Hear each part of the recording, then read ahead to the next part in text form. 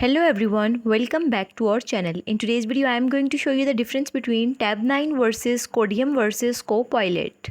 So basically, Tabnine is the go-to option for enterprises and privacy-focused developers. It provides AI-powered autocomplete with strong support for offline, on-premise, and self-hosted models, especially useful in regulated industries like finance, law, and defense. Tabnine is fast and lightweight, and it works in all popular IDs and self-hosting possible. Run your own models, and it is easy to set up with minimal learning curve.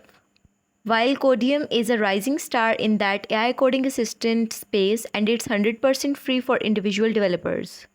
It offers autocomplete, refactoring, and chat-like interactions powered by open source LLMs like Mixtral, making it a strong competitor to Copilot. Codeium is free for personal use, and it is powerful autocomplete across languages. Chat with code feature, Codeium chat included, and it supports many IDs, VS Code, JetBrains, Jupyter, Vim, etc. It built-in documentation help, test generation, bug fixing, and requires internet, no offline or self-hosted option. While Copilot is backed by OpenAI and Microsoft, Github Copilot remains the most widely adopted and enterprise-supported AI coding assistant. It now includes Copilot chat, deeper GitHub integration, and smarter multi-file context awareness via GPT-4.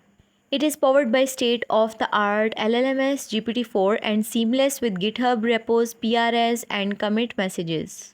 Copilot chat can explain code, suggest fixes, and generate docs, and it has strong enterprise tools with Copilot for Teams and constantly improving with OpenAI's latest updates. So basically, this is the difference between Tabnine versus Codeium versus Copilot. If you found this video helpful, then leave a like on video and do subscribe to our channel. Thank you so much for watching.